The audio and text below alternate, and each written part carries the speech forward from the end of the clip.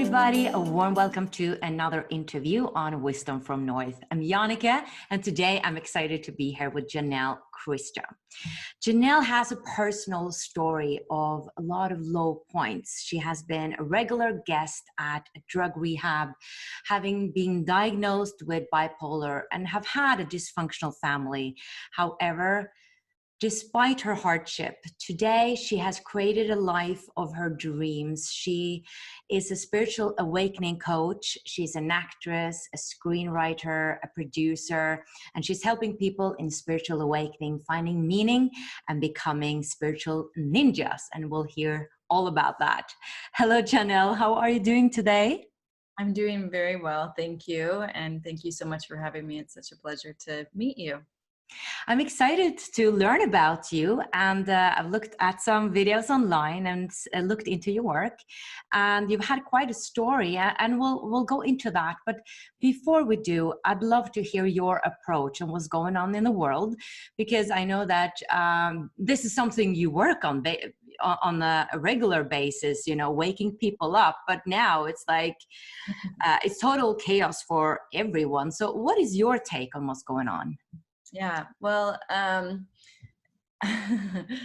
would have to say, I mean, it's so many things. I could go in so many different directions, but since you brought up that I have struggled with bipolar disorder throughout my life, a while ago I made a video, and in the video I talked about how illness is the cure, and it can be the cure if we allow it to be. If we allow it to be the force of life coming up at us and showing us that something's out of balance. And so that's happening on this huge, massive scale right now. And we have been out of balance in so many ways for such a long time that this is a moment where we all get that huge wake-up call. And it's you know, incredible to watch. It's bringing up all sorts of every single human emotion that we have, you know, and it's putting everything right out in the open, you know, under a magnifying glass of what is, you know, not going smoothly in the world. And it's putting it all, you know, on steroids for us to see loud and clear.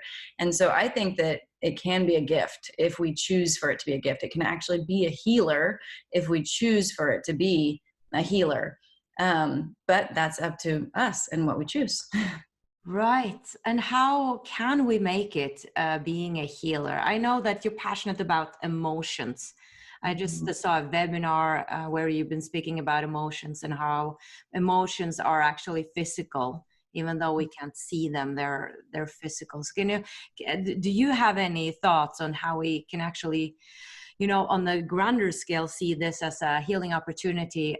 Because I'm thinking that a lot of people who are conscious and working with spirituality and personal development are more like, yeah, this is an opportunity, but not everybody is in that mindset. So what is kind of required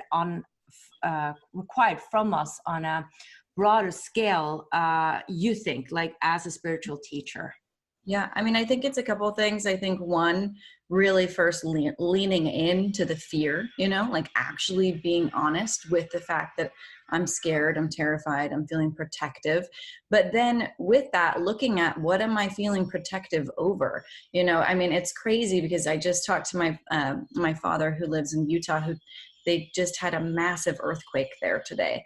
So, I mean, for Utah, it was a really big earthquake. It was 5.7, you know, it shook all the houses, everyone's TVs fell off the wall, everything. And so everyone is in this massive terror, like, oh my gosh, this is so biblical. There's a pandemic, there's earthquakes happening, you know, and they're so scared. And he said that all over the whole state, you know, in addition to there being no toilet paper, there's no ammunition. Everyone has bought out all the ammo and all of the gun stores. So people are going into this really intense panic. But I would say to go beyond that, lean into the panic, lean into the fear. What am I feeling protective over? And that can actually be, you know, the jump into gratitude, into what do I feel grateful for that I do have? You know, I feel grateful for my life. You know, I feel grateful for the food that I have. I feel grateful for my family. I feel grateful for my home. And that little bit, you know, goes a long way. You know, when we can step into gratitude, we can lift our resonance, our vibration. We can, you know, then spread that and allow that feeling to really transmute the energy of fear. But it's not denying the fear, trying to shove it down. It's really going into it. And you don't have to be a quote unquote spiritual person in order to do that. I love that. That's a really great advice. I think often we forget that we can actually feel the emotions, that we're not supposed to feel the fear. But I think it's the opposite. Lean into it. I think it's a really great advice. So spiritual ninja, I love that expression. What is that? Back in the day, ninjas used to be very revered for the magic that they would do. And many of the ninjas, the most revered ninjas, didn't actually ever use their swords. They just used their mind. And, there's all this myth and folklore that they could actually fly and they could do these real things like magicians can do. And so there's this beautiful, amazing magic that we can really tap into when we work with our spiritual gifts, that are the gifts that are that everyone has. And that is, how to ground, how to stay connected, how to stay protected, how to feel tuned in to your reality and able to work with it. So that really inspired me, to create this whole movement around spiritual ninja, and giving people the tools to begin to work with their own magic that they have inside of them, so they can show up and be their whole real self, and grounded and feel connected in that. So that's kind of what started it. Now I got really curious. I think we can use some magic in these times. Okay, you mentioned grounding, okay, now I forget what the other things were. So how do we open up to these magical powers in a way, or abilities? And I think this might be connected to a video that I saw you had on Facebook, where you said that we had been fed a big lie, that we can actually tap into this emotional state or this peak. I kind of feel that this is connected, that you're waking people up to some resources that we have been told is not there. Right. 100%. I mean, we all have these incredible gifts, and we've been witness to them, when we have these peak experiences, whether it's, you're out surfing and you catch a wave, or you hit a ball perfectly when you're playing baseball, or when your child is born and you're looking in their eyes. You have these peak moments of this power that's inside of us.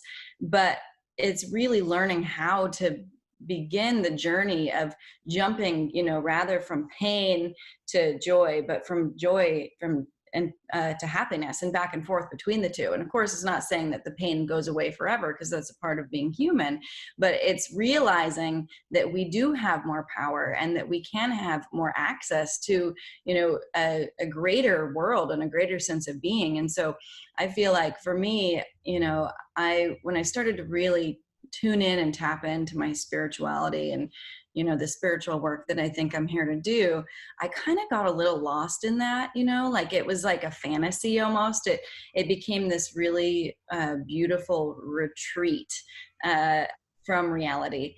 And that was probably equally as damaging as, having no spiritual relationship whatsoever.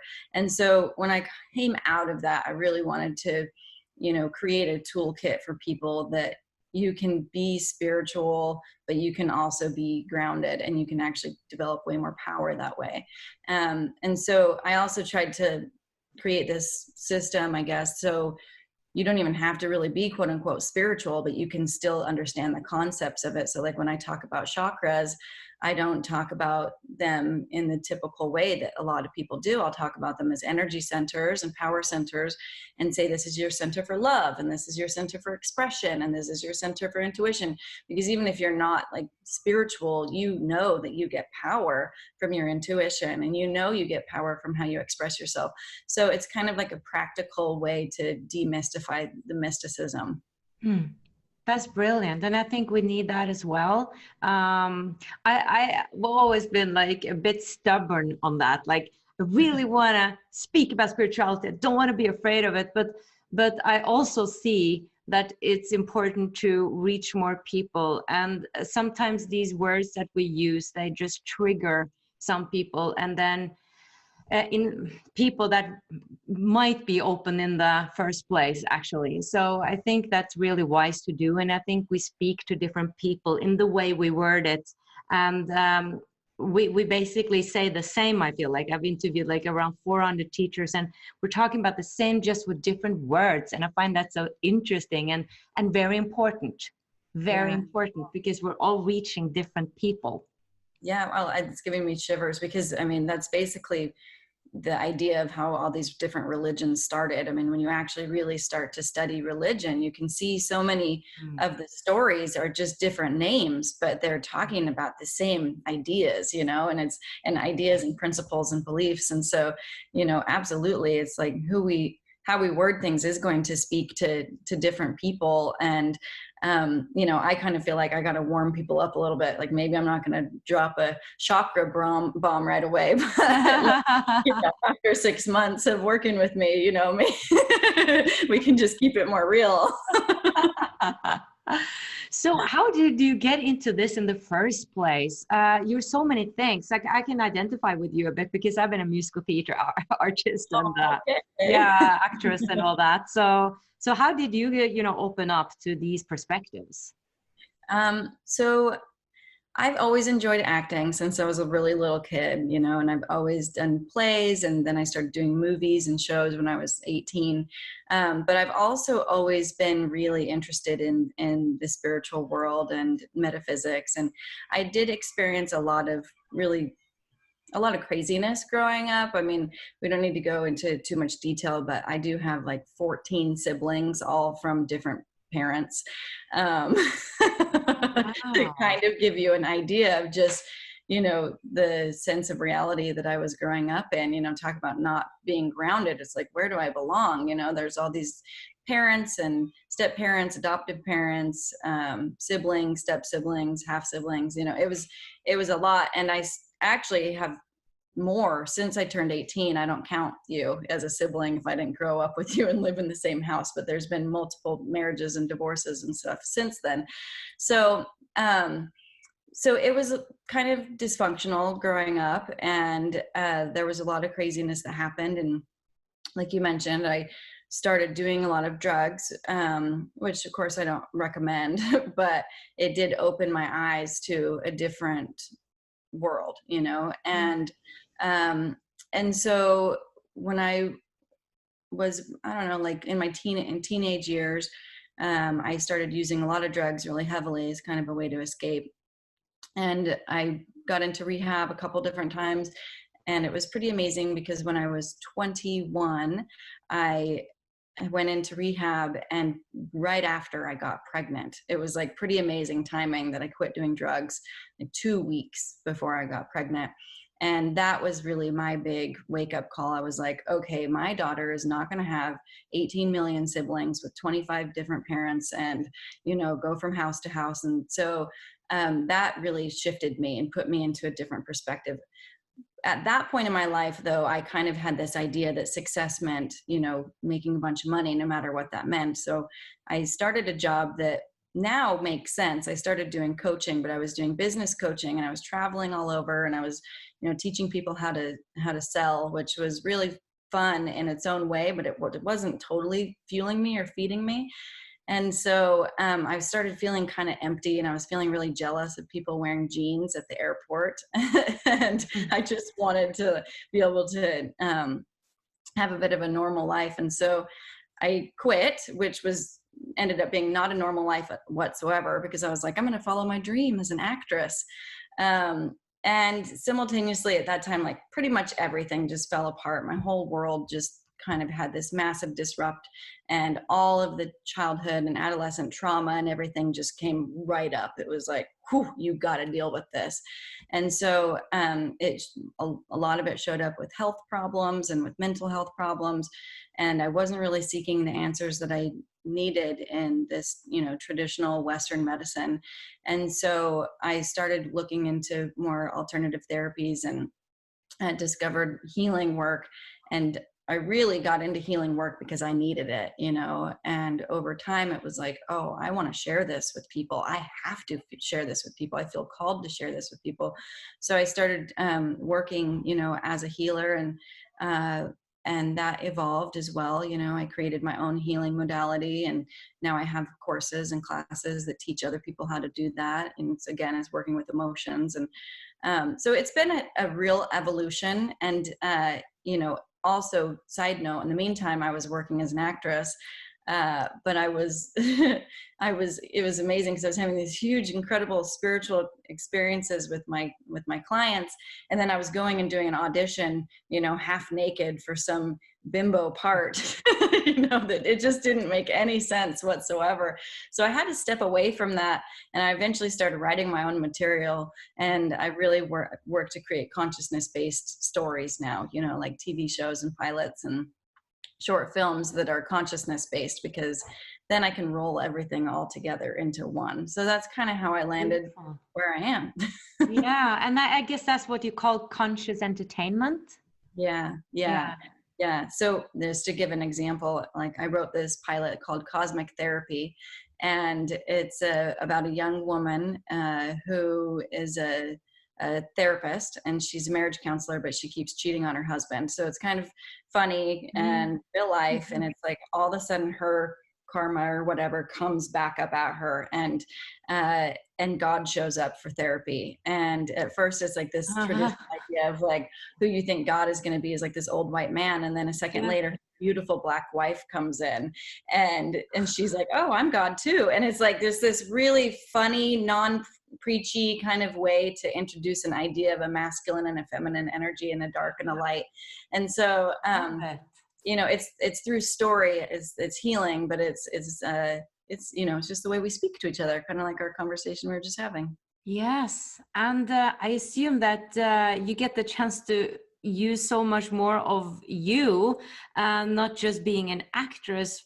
At least that's what my experience was, that I felt that there was some part of me I wasn't able to use, because when I went to audition after audition, it was always somebody else telling me whether I was good enough or not, or fitted or not. And I felt so powerless. And when I started with this work, I felt like I could use so much more of me. And I'm not playing a role anymore, but it actually feels kind of good to be me. Yeah, I agree. And you know, all of those skills all come in handy because you're good on camera, you know how to communicate with people, you know how to tune into emotions, like all of that goes right into it. And you're a pretty amazing character, so. Thank you. So tell us a little bit about your healing modality, because I get curious. I mean, there's so many healing modalities, and I think that not one size fits all. But I know that you've been focusing on emotions, and that it's important to work with the baggage that you have so you don't drag it into your future. Right. Yeah. So the Harmony Keys is a really simple, practical healing modality that I created. Because what I was finding is, like, I would go in for Reiki sessions or whatnot, and they feel really good while you're there, and it can even lift your vibe for a while, but it's like I would still run into the same blocks, you know?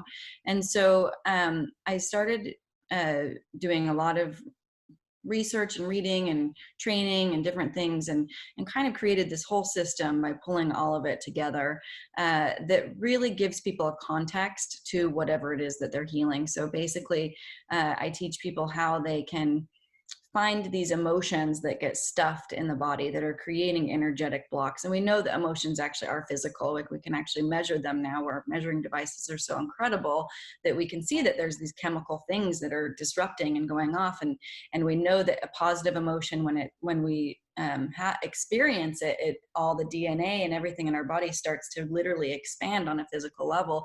And when we have these more constricting emotions, they literally constrict. And so basically, I created this system that teaches people how to, you know, find the stuffed emotion in a category of, is it a transitional emotion, a paralyzing emotion, a expansive or an imprisoning emotion? And that immediately tells us one thing, like, what is this emotion trying to help us with? Is it trying to, because we can even stuff down positive emotions, which sounds crazy, but it's kind of like, you know, what we were talking about earlier. If we don't feel the fear and lean into the fear, how do we then get to the gratitude, right? And so that gratitude can get stuffed inside of us too. So this emotion that's supposed to be expansive can then constrict inside of us. So so people will identify, you know, what type of emotion it is, and then what age this emotion got stuffed, and perhaps like who was involved in the situation, and then how to release it. And it's really, really fast, very, very practical. And it's amazing. Like, it's really measurable, which is awesome, because people people would come to me for migraines or whatnot, things like that they were chronically ill with. And it, you know, as soon as we would find the emotions and work with releasing them, those things would go away. So that's really kind of actually how I treated a lot of the bipolar disorder, which was very, very, very severe for me. You know, I was hospitalized on multiple occasions, and I no longer take medication at all, which I don't recommend to people to, like, you know, not take medication and just go do this. Obviously, you want to be responsible with it, especially with things like bipolar, where 20% of the bipolar population actually do kill themselves by, you know, so it's something to be, I'm not recommending go do this instead, but it is something that I used in order to work with healing all of these different emotions inside of my body, to heal the mental part of the illness. So it's pretty awesome, and it's really highly effective. And I was kind of using it with my own clients, and I didn't really have anyone to send people to when I had my baby. And so everybody was panicking, like, who do I go to? And I'm like, I don't know. And so I had to really create this system to teach other people how to do it in their practices, which has been really, really exciting. So now I'm not actually doing any healing sessions at all. I'm just teaching people how to either do it for themselves or do it in their own practices. Wow. You know, I when I do these interviews, I always get amazed by the universe and spirit, because all the hardship we're going through and that I hear about through teachers, they have all transformed it into huge gifts and opportunities and ways to help other people. It's just so amazing. Even though it's been so hard, they've transformed it into, like, really being of support for the planet. And it's just amazing. Like, you have had never been doing this probably if you hadn't been going through everything you had. Yeah. And now you're helping others, you know? Yeah, So true. it's really powerful. I think it's what we do with our pain, you know. We can sit down and hold on to it and live in that, or we can choose to move through it, you know. Yeah. So I get more curious about emotions, and that emotions, you're saying that the emotions are shaping the world around us and they're more physical. Can you explain that a bit? What do you mean that they're physical? Are you saying that they're in our auras in a way, in our energy system, or are they actually stuck? Like, I have a, you know, an emotion in my arm or in my chest, or can you explain? So, you know, typically I like to kind of back things up with as much science and stuff as I can, but in this case, I'm just going to be direct. Like, I believe that it starts first in our energy field because of how energy works. You know, if we look at energy, we're 99.99999% just moving particles and waves. And those particles and waves, you know, are constantly vibrating and moving. And so we now can measure the energy field. We know that the energy field exists. We can actually, you know, see it with certain cameras or different, you know, monitors and things like that. So I believe, which I can't prove this, but I believe that the emotions get stuck in the energy field first.